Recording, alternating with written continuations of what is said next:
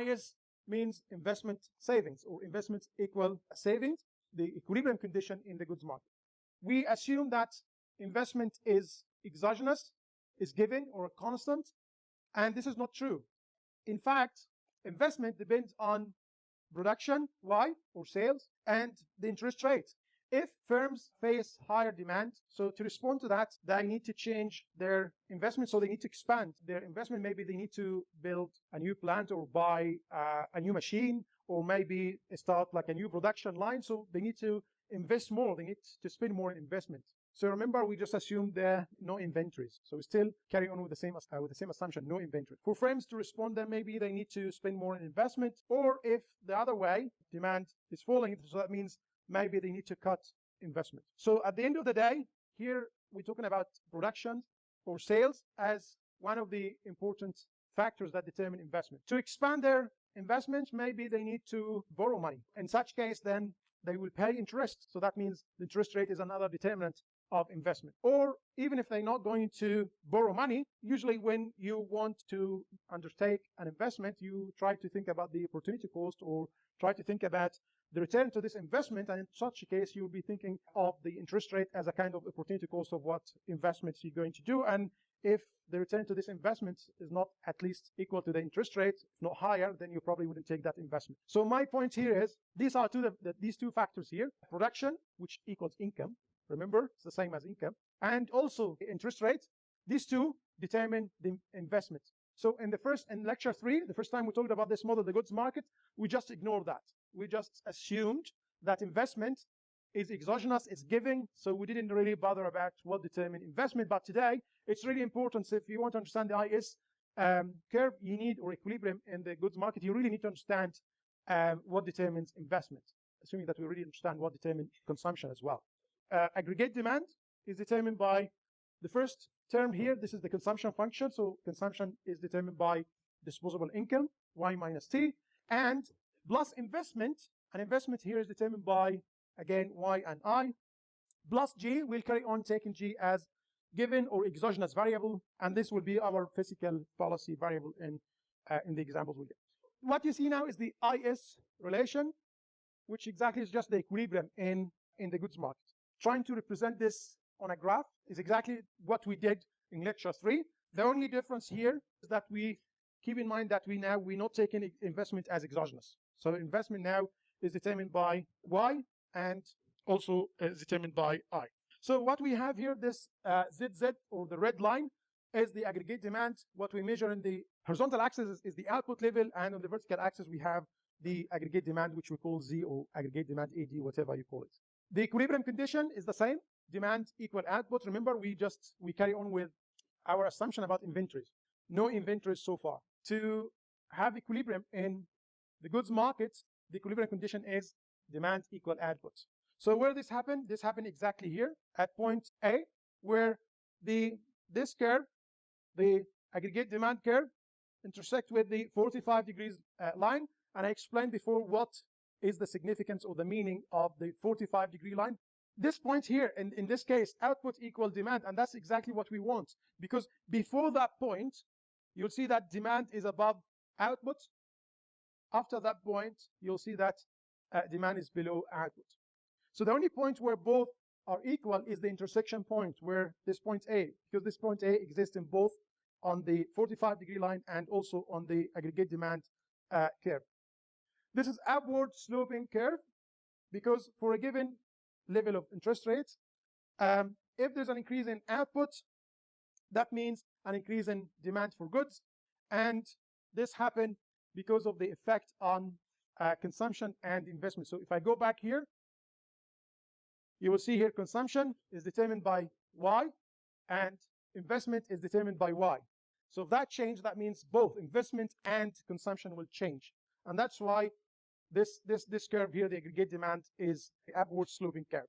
Other thing that you should notice here, that this time we draw this as a curve, but again, it wouldn't really be different if you draw it as a straight line. So it's not going to make any difference. One more thing to notice here, which is the aggregate demand curve, which is ZZ curve. This one, the red one, is kind of flatter than the 45-degree line, because we're assuming here that if there's a change or increase in output, that means there's a less than 1-for-1 increase in demand. And we explained this in the previous lecture when we treated investment as exogenous. We said if people receive more income, they spend part of that income on consumption, which of course that translates into change in the aggregate demand. Why? Do you remember the marginal propensity to consume when we said that if the marginal propensity to consume is 80% and income increased by 100 million, so that means they will spend in consumption only 80 million, not the 100, not 1-for-1. So the increase will be less than 1-for-1.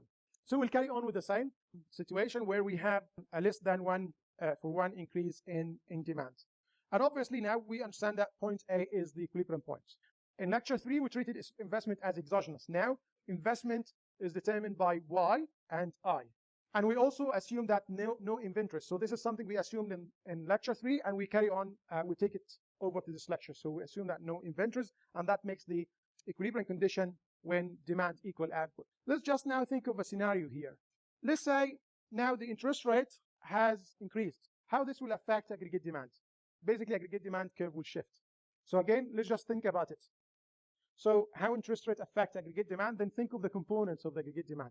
What are the components of aggregate demand? Consumption, investment, government spending. We're treating government spending as exogenous. So where interest rate appears in this equation, it affects investment. So that means the interest rate will affect the aggregate demand through its effect on investment. So a higher interest rate, what does that mean to investment? Would investors invest more or less? Okay, so that means investment will fall. So if investment drop, that means the aggregate demand curve, which is here, this one, will shift downward. So I'll say that again, because this is very important to how we drive the IS. In this model here, how interest rate affects equilibrium through its effect on investment, which is one of the components of the aggregate demand, which is the red line here. If the interest rate increased, that means there's a negative relationship between interest rate and investment. If interest rate increased, that means investment will be less. That means this red curve here will go down. So let me talk about the other case. If the interest rate falls, how this is going to affect aggregate demand? Again, think about how this affects investment, and then we'll tell you that will make it easy to find out how this will affect aggregate demand. So if interest rate falls, that means it gives incentives to investors to invest more, to borrow and invest more. Also, it makes the opportunity cost for investment lower, so again, which increase investment. So increasing investment means this is a higher level of aggregate demand, so that will shift aggregate demand upward. And that is the whole idea here. So if we have, let's assume a situation where we have an initial equilibrium in the goods market. So we have Y here, and let's say this is going to be the aggregate demand, and then we have the 45 degrees line. And then let's say the first situation here where we have this level of aggregate demand. So let's call this Z1 or aggregate demand 1. Okay, so where's the equilibrium here? This is the equilibrium point. So basically this at Y1, and that tells us the equilibrium. So what I need is another graph. Let's say here, the IS is kind of a diagram on the I. So I here is the interest rate, Y space. So I on the vertical axis, Y on the horizontal axis. So what we want to do here now is, let's say this is the Y1 level, which is, you just can carry this from here. So this is basically Y1. For some given interest rate, so let's say this was the I1 level, so this point. So now let's assume a situation where I, which is the interest rate, has dropped. So now let's say we have I2, which is greater than I1. So I2 is smaller than I1. So how this is going to affect the aggregate demand? So basically this is going to shift the aggregate demand curve. Is it going to shift up or down? How investments affect the aggregate demand? Through its effect on investment. So now a lower level of interest rate means a higher level of investment, means the aggregate demand curve will shift upward. Okay, so this is the interest rate. The first interest rate was I1. Now we have a new interest rate, which is lower than I1, which means that this curve here will shift upward. So this is aggregate demand 2. So this is the new equilibrium point, so which give us Y2. And then just to know here, Y2 is here. Okay, so remember I2 is below I1. So I2 is somewhere here. So let's say this is I2. So if you just find this point here, which combine these two, I1 is this point. So this point is I2, Y2. If you connect these two together, this will give us the IS curve. So again, that green line is the IS curve. How we drive the IS curve? So basically, you change the interest rate, and then you see what happened to aggregate demand, how that shift the aggregate demand curve, and then you try to get this combination of interest rate and output level. So I started with the first level of aggregate demand, and this was the equilibrium point here. So this is the first equilibrium point. Any given interest rate, it could be any given level of interest rate, which I1 here. So this is the first combination. I just need 2 points to plot the graph. The second one, which I assume that there was like interest rates had fallen from I1 to I2, and how this is going to affect aggregate demand. Basically, aggregate demand will shift upward again, because as I said, if the interest rate falls, that means investment will increase, and that is a component here or contribute to the aggregate demand, which means that aggregate demand curve will shift upward, giving us a new equilibrium point. If you identify these 2 points on the IY space, connect these 2 points, that would give you the IS curve. So the IS curve here denotes equilibrium in the goods market. The 2 points I plotted here, these are 2 equilibrium points on the goods market. And that means every point on that IS curve denotes an equilibrium in the goods market. That's basically what I did, but the other way around. So this is the case. What you see now is if interest rate has increased. I show you how to drive the IS curve when the interest rate had fallen, but this one when the interest rate had increased, which is exactly the same, give you the same curve. So in this example, on the way we drive it here, so basically what you have this is the first equilibrium point, which is A, and I is this one, which is the lower level of IF interest rate. And this is the combination here. So A here is the combination, I-Y combination that is associated to this equilibrium in the goods market. So what happened here is that the interest rate had increased from I to whatever I prime is, so some level which is higher than I. How the aggregate demand curve will respond to that? The aggregate demand curve will shift downward, and that will give us a new equilibrium point here, which again, once you identify this point on the IY space, which is A prime here, connecting these 2 points give us the IS curve. So every point on that IS curve, which is downward sloping curve, that give you an equilibrium in the goods market. 2 things that you should know about the IS curve. So you need to think about the slope. Well, it's downward sloping, but it could have been steeper or flatter. So what determined that? This is something we should think about. And also, what would change the position of the IS curve? Basically, what would move it right or left?